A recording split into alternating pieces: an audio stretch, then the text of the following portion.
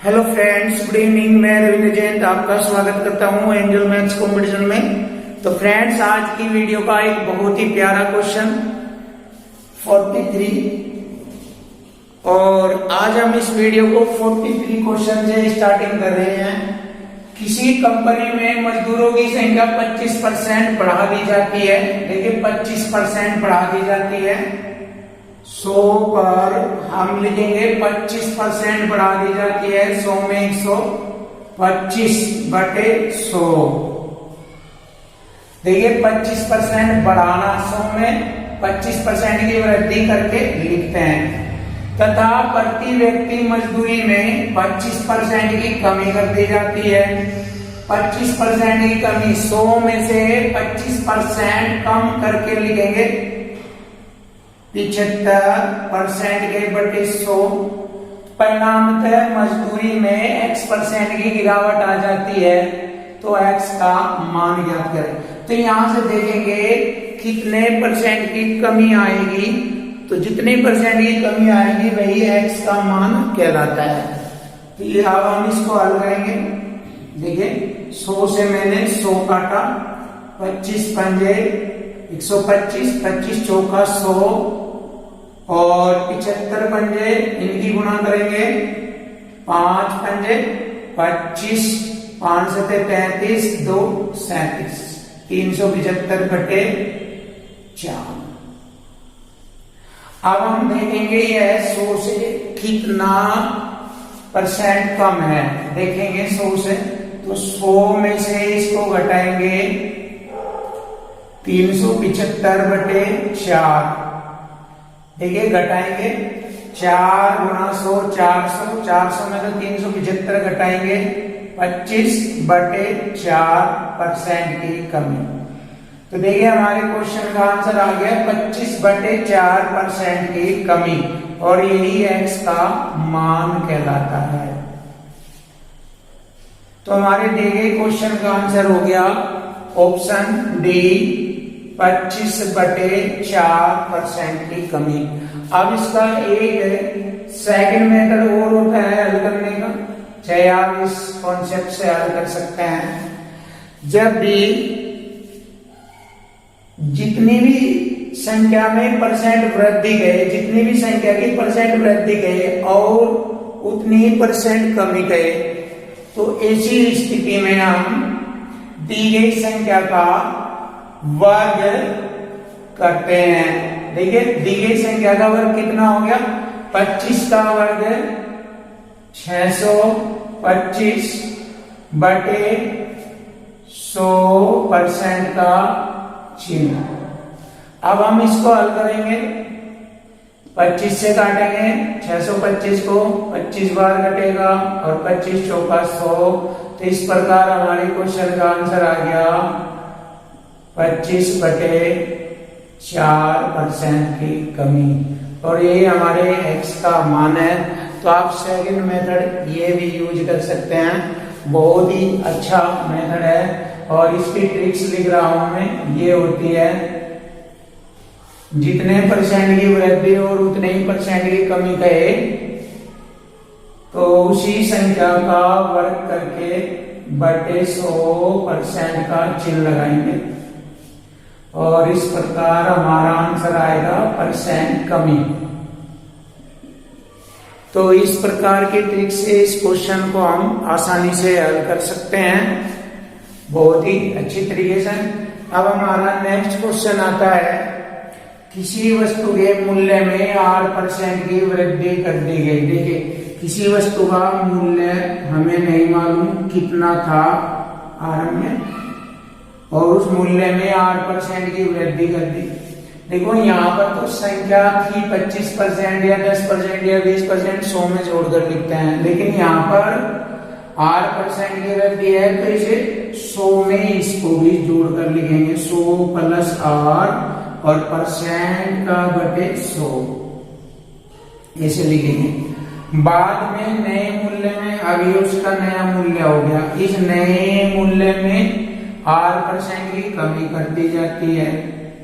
100 में से 8% घटाएंगे बटे 100 कर दी जाती है। अब वस्तु का मूल्य 1 रुपया हो जाता है, तो अब इसका मूल्य कितना हो गया, 1 रुपया। तो देखिए हो गया इक्वल टू इक्वल, बराबर के बराबर हो गया, इधर की वैल्यू इसके बराबर। तो वस्तु का आरंभिक मूल्य क्या था, यानी कि ये वाला मूल्य पूछ रहे क्या था। बस हो गया क्वेश्चन। देखिए अब हम इसको हल कर लेंगे। देखिए 100 गुना 100 गुना 100 के इधर गुना करेंगे तो हमारा हो जाएगा ये 10,000। 100 गुना 100 10,000, 10,000 एकम 10,000, और बटे में ये दोनों की गुणा करके बटे में ले आएंगे तो वस्तु का मूल्य आ जाएगा। बटे में एक बार 100 प्लस 8 जोड़ रखा है और एक बार 100 माइनस 8 घटाया हुआ है।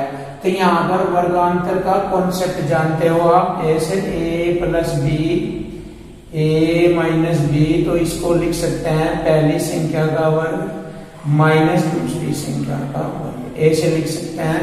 तो यहाँ पर भी पहली संख्या 100 गुना 100, 100 का वर्ग हो गया 10,000, और माइनस आर गुना आर का स्क्वायर। तो इस प्रकार हमारा आरंभिक मूल्य ज्ञात हो गया 10,000 बटे 10,000 माइनस आर स्क्वायर।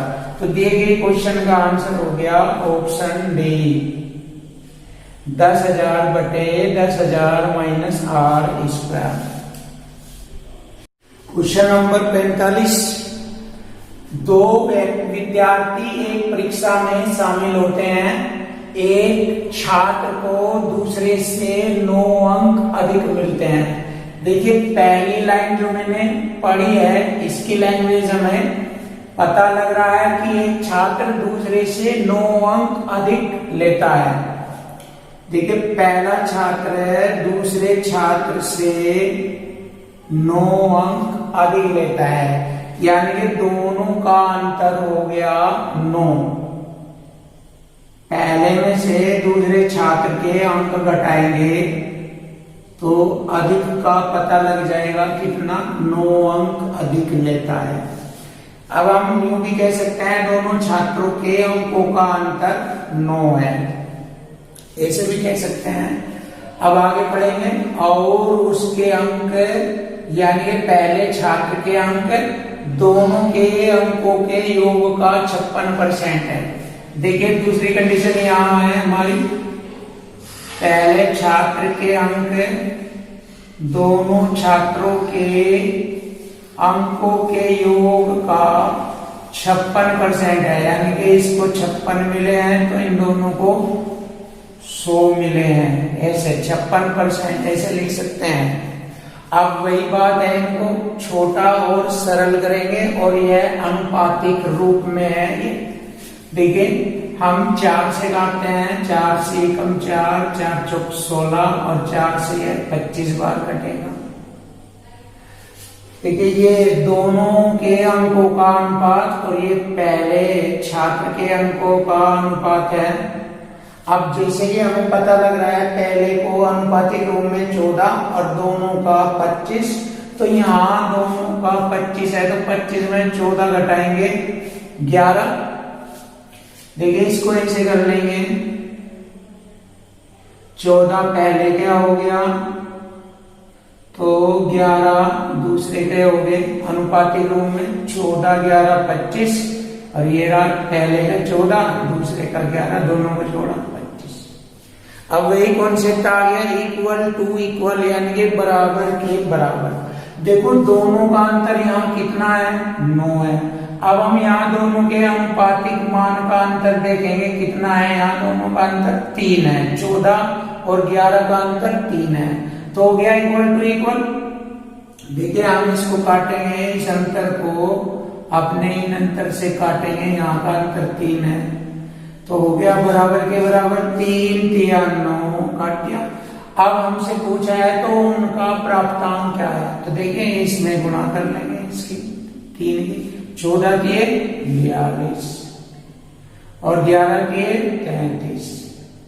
तो देखिए दोनों के प्राप्तांक अंक हमें मालूम हो चुके हैं 42 और 33। तो दिए गए क्वेश्चन का आंसर हो गया ऑप्शन है 42 और 33। देखिए बहुत ही सुंदर और अच्छे तरीके से मैंने क्वेश्चन को हल किया है। अब हम नेक्स्ट क्वेश्चन पढ़ेंगे, क्वेश्चन नंबर 46। छात्रों के एक समूह में 70% छात्र अंग्रेजी यानी कि इंग्लिश बोलते हैं, 70% छात्र इंग्लिश और 65% छात्र हिंदी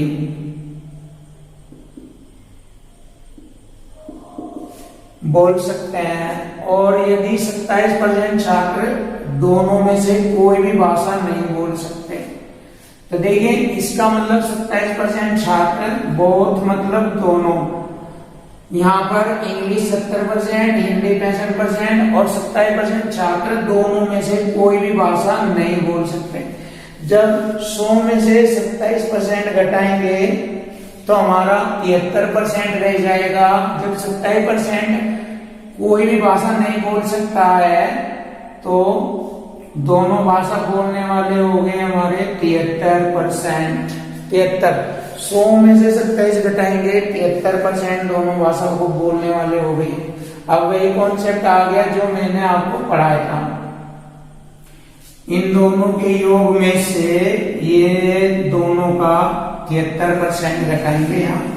तो देख लीजिए इनको जोड़ेंगे हम, 5 0 5 7 6 13 135 माइनस 73%। तो हमसे पूछा गया है कितने प्रतिशत छात्र दोनों भाषाएं बोल सकते हैं। ये दोनों भाषाएं बोलने वालों का परसेंट हमें प्राप्त हो जाएगा। तो घटा दीजिए इसमें से 62 बचता है। देखिए 5 में से 3 घटाया 2 और 13 में से 7 घटाएंगे 6, 62% दोनों भाषा बोलने वाले छात्रों की संख्या है 62%। तो हमारे दिए गए क्वेश्चन का आंसर हो गया ऑप्शन बी 62%। Question number 47। एक चुनाव में 2 उम्मीदवार है, जिस उम्मीदवार को कुल मतदान का 60% वोट मिलता है वह 14,000 वोटों से बहुमत से जीत जाता है, तो जीतने वाले उम्मीदवार को कितने वोट प्राप्त हुए। देखिए बहुत ही प्यारा और बहुत ही आसान क्वेश्चन है, वही क्वेश्चन जिसको मैं हर बार बताता हूं, लैंग्वेज और इक्वल टू इक्वल से हल करना है। देखिए एक चुनाव में 2 उम्मीदवार थे, फर्स्ट और सेकंड।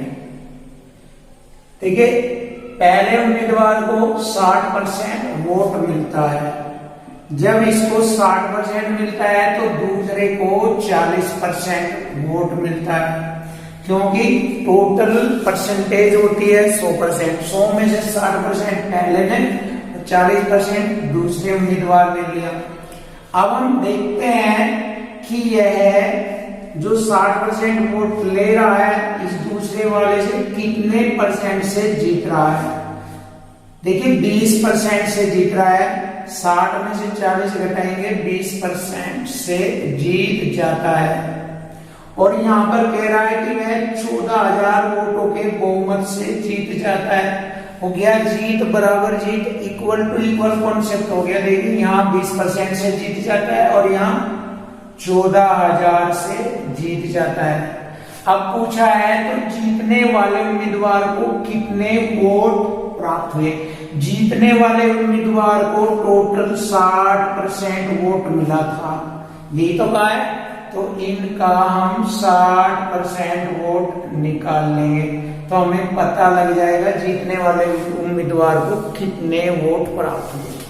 अब हम इसको हल कर लेंगे। देखिए 20 30 60, 3 बार कटा, परसेंट से परसेंट कट जाएगी, 20 30 60 और 14 3 42, 14,000 है ये, 14,000 गुणा 3 करेंगे, 14 3 42,000। तो जीतने वाले उम्मीदवार को कुल 42,000 वोट प्राप्त हुए थे। तो दिए गए क्वेश्चन का आंसर हो गया ऑप्शन सी 42,000। बहुत ही अच्छा क्वेश्चन था। अब हम नेक्स्ट क्वेश्चन करेंगे, ये भी बहुत ही अच्छा क्वेश्चन है। देखो कोई भी क्वेश्चन इतना टफ नहीं होता है, बस उसकी लैंग्वेज और इक्वल टू इक्वल पर ध्यान रखे, कोई डिफिकल्टी नहीं होगी, बहुत आसानी से हो जाता है। 2 वर्ष पहले एक शहर की जनसंख्या 62,000 लिखता हूं 62,500 थी। देखिए बड़े शहर की ओर स्थानांतरण के कारण प्रति वर्ष जनसंख्या 4% की दर से घट जाती है। देखिए एक साल में 4% घटती है तो 96% रह जाती है एक साल के घटने के बाद। तो शहर की वर्तमान जनसंख्या कितनी है? देखिए बात कर रहा है 2 वर्ष पहले की। 2 वर्ष पहले के बाद हर साल 4% घट रही है, तो 2 बार लिखेंगे क्योंकि 2 वर्ष पहले की बात कह रहा है। पहले वर्ष 4% घटी तो 96/100 रही है, फिर दूसरे वर्ष भी, क्योंकि उसने कहा प्रति वर्ष घटती है, हर साल घटती है 4%, तो फिर 96/100। अब हम इसको हल कर लेंगे तो शहर की वर्तमान जनसंख्या कितनी है ये आ जाएगा। देखिए 4 से काटता हूं, 4 दूनी 8, 4 चौक 16 और 4 से ये 25 बार कटेगा और 4 से ये 24 और 4 से 25 बार। अब देखिए इसको आसानी से हम कर सकते हैं। 25 की गुणा करेंगे 625, ये रहा 100 बार कटेगा पूरा। अब इनकी गुणा कर लेंगे, हमारा आंसर आ जाएगा 24 की गुणा 576 होती है और 2 0 ये, यानी 100 की गुणा यहां करेंगे तो ये हो गया 57,600। तो हमारे दिए गए क्वेश्चन का आंसर हो गया 57,600। ऑप्शन है 57,600। क्वेश्चन नंबर 49, 50 लीटर ग्लिसरीन के एक सैंपल में 20% मिलावट है। तो देखिए 50 लीटर में 20% मिलावट है तो 50 का 20% हो गया 10 लीटर। देखिए 50 का 20%, परसेंट से 2 0 घटी, 5 दूनी 10 लीटर बैठता है। तो देखिए इधर शुद्ध हो गया योग, शुद्ध ग्लिसरीन, और इधर लिखूंगा मैं मिलावट।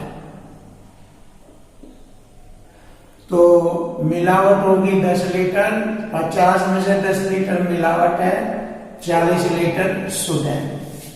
देखिए यहां तक मैंने क्वेश्चन को सेट कर दिया। तो कितना शुद्ध ग्लिसरीन सैंपल इसमें मिलाया जाए? शुद्ध ग्लिसरीन पूछा है, कितना मिलाया जाए कि मिलावट का स्तर 5% रह जाए। मिलावट 5%, जब ये 5% है तो इधर ये 95% हो गया, क्योंकि टोटल 100% करना है। अब आप एक बात और देखेंगे, जब शुद्ध ग्लिसरीन मिलाया जा रहा है तो मिलावट पहले 10 लीटर थी, अब भी 10 लीटर ही रहेगी, मिलावट में कोई परिवर्तन नहीं होगा वजन में। तो देखिए इसको छोटे रेशो में लिखेंगे, 5 × 5 और 5 से इसको काटेंगे 19 बार, परसेंट से परसेंट कट जाएगा, ये अनुपात आ गया। अब यहां देख रहे हैं 1 अनुपात के बराबर हमारा 10 लीटर है, क्योंकि मिलावट में कोई परिवर्तन नहीं हुआ है। अगर मिलावट पहले 10 लीटर थी, अब भी 10 लीटर ही रहेगी। तो देखिए हो गया इक्वल टू इक्वल, बराबर के बराबर। अब हम इसको हल कर लेंगे, 1 धाम 10। अब इस 10 की गुणा इसमें कर लेंगे, 19 धाम 190। देखिए 190 हो गया। ये शुद्ध ग्लिसरीन की मात्रा 190 लीटर हो गई। पहले थी 40 लीटर, अब हो गई 190 लीटर। तो हमें पता लग रहा है कितनी मात्रा मिलाई जा रही है। देखिए 150 लीटर, 190 में से 40 घटा देंगे, 150 लीटर शुद्ध ग्लिसरीन मिलाया गया है। तो हमारे दिए गए क्वेश्चन का आंसर हो गया ऑप्शन बी, 150 लीटर। अब हम नेक्स्ट क्वेश्चन करेंगे, बहुत ही अच्छा। ताजे फल में, बहुत ही प्यारा क्वेश्चन है और वही इक्वल टू इक्वल कॉन्सेप्ट से हल करेंगे। इसमें भी मैंने equal to equal concept use किया। ताजे फल में 68% पानी है, ताजे फल में देखिए, और सूखे फल में 20% पानी है। तो 100 किलोग्राम ताजे फलों में से कितने किलोग्राम सूखे फल निकाले जा सकते हैं, ये पूछा है। देखिए 100 किलोग्राम ताजे फल है और ताजे फलों में बोला है 68% पानी है, तो 100 किलोग्राम का 68% जब हम निकालेंगे, देखिए 100 किलो का 68% का बटे 100% से परसेंट कट गई है, तो 100 से 100 68 किलोग्राम हमारा पानी निकल गया, 68 केजी पानी। जब पानी 68 केजी पानी है, 100 किलोग्राम में से 68 केजी पानी है, तो 32 किलोग्राम उसमें सूखे रहेंगे। जैसे कि हमारे पास 100 किलोग्राम ताजे फल है, उनमें से हमने पानी निकाल दिया निचोड़कर, 68 किलो पानी निकल गया, तो अब वो सूखे का वजन रह गया, कितना वजन रह गया, 32 किलो सूखे रह गए, सूखे फल। पानी निकलते ही सूखे से रह जाएंगे, सूखे से, बिल्कुल सूखे नहीं, थोड़े से हल्के से सूखे से रह जाते हैं, 32 किलो रह गए। अब वह सूखे फलों में भी कह रहा है और 20% पानी है, तो उनमें से और 20% पानी जब निकालेंगे, बिल्कुल, तो देखिए सूखे बराबर सूखे कर लेंगे, 20% पानी निकालेंगे तो 80% के बराबर रह जाएंगे। तो देखिए 20% उसने बोला था, सूखे फलों में भी 20% पानी होता है, तो मैं 20% कम करूंगा, 100 में से 20 घटाऊंगा तो 80% सूखे रह जाएंगे, और सूखे बराबर सूखे लिख देंगे हम यहाँ पर। तो हमारा क्वेश्चन बन गया इक्वल टू इक्वल बन गया, देखिए बराबर के बराबर। अब हम इसको हल कर लेंगे, हमारे फलों की संख्या आ जाएगी। देखिए परसेंट की मैंने 2 जीरो यहाँ लगाई। अब 80 से मैं इसको काटूंगा, 40 बार घटता है, तो 40 किलोग्राम फल प्राप्त हो गए। तो दिए गए क्वेश्चन का आंसर हो गया option B, 40 kilogram. Question number 51, देखिए क्वेश्चन नंबर 51 बहुत ही अच्छा क्वेश्चन है। एक व्यक्ति 30% आयकर भुगतान करता है, देखिए 30% आयकर देता है, 30% टैक्स देता है। आयकर का मीनिंग टैक्स। इस कर पर उसे 10% अतिरिक्त अधिभार और देना पड़ता है। देखिए इस पर ही 30% तो दे दिया, प्लस इसी पर 30% पर ही 10% और अतिरिक्त कर देना पड़ता है। तो कुल कर की दर प्रतिशत क्या है, ये पूछा है, बस क्वेश्चन हल हो गया। देखिए परसेंट से मैंने 2 जीरो काटी, देख लीजिए। अब इसको मैं हल कर लूंगा, 30% प्लस 3%, ये तो दोनों को जोड़ने पर कितना हो गया, 30 और 3 33%। तो कुल कर यानी कि टैक्स की दर प्रतिशत हो गई 33%। देखिए बहुत ही आसानी से क्वेश्चन को हल कर दिया है मैंने। अब हम नेक्स्ट क्वेश्चन करेंगे। एक बल्लेबाज ने 110 रन बनाए, टोटल 110 रन बनाए, और जिसमें उसने 3 चौके लगाए, 8 छक्के लगाए। तो 3 चौके और 8 छक्कों के रन गिनेंगे। देखिए एक चौके का मतलब 4 रन होते हैं, और 3 चौके लगाए, 3 चौक 12 रन यहाँ हो गए। एक छक्के में 6 रन होते हैं, तो 8 छक्के 48 रन ये होंगे। अब हम इन दोनों को जोड़ेंगे, 48 12 60 रन उसने 3 चौके 8 छक्कों में बनानी। तो 110 में से 60 रन घटाएंगे, 50 रन उसने दौड़कर बनाए। दौड़कर कितने रन बनाए, 50 दौड़कर बनाए उसने। तो उसने कुल रनों के कितने प्रतिशत रन दौड़कर बनाए, कुल रनों का प्रतिशत। कुल रन हमारे 110 है, 110 में से 50 रन दौड़कर बनाए, तो यहाँ इनका कुल परसेंट हो रहा है 100 से गुणा परसेंट का चिन्ह। बस हो गया सवाल। लेकिन 1 जीरो से 1 जीरो, 50 गुणा 10 500 हो गया बटे 11। अब 11 से इसको डिवाइड करूंगा मैं 11 से इसको, 11 से इसको डिवाइड करेंगे। 11 चौक 44, 6 बज गए, हो गए 60, 11 पंजे 55, 5 बज गए और बटे 11 यानी 45 से 5/11%। तो हमारे दिए गए क्वेश्चन का आंसर हो गया ऑप्शन बी 45 से 5/11%। क्वेश्चन नंबर 53, 0.1 का कितना प्रतिशत 0.01 है। देखिए बहुत ही आसान क्वेश्चन है, करते हैं इसको। 0.1 का 0.01 कितना परसेंट, परसेंट में पूछा है 100 से गुणा परसेंट का चिन्ह। अब हम इसको हल कर लेंगे, हमारा आंसर आ जाएगा। देखिए 2 छोड़कर दशमलव से 2 जीरो कट गई, अब ऊपर रह गया 1 और बटे नीचे रह गया 0.1। 0.1 हटाएंगे ऊपर 10 हो जाएगा, 1 जीरो बढ़ जाएगी, 1 धाम 10%। तो हमारे दिए गए क्वेश्चन का आंसर आ गया 10%, ऑप्शन है 10%। अब हम नेक्स्ट क्वेश्चन करेंगे, बहुत ही अच्छा क्वेश्चन है, पहले कॉन्सेप्ट में भी पढ़ाया इस टाइप का क्वेश्चन। P माइनस क्यू का 50%, P माइनस क्यू का 50% बराबर है P प्लस क्यू का 30%। देखिए यहाँ इक्वल टू इक्वल है, अपने आप ही ऑलरेडी बराबर के बराबर आ चुका है।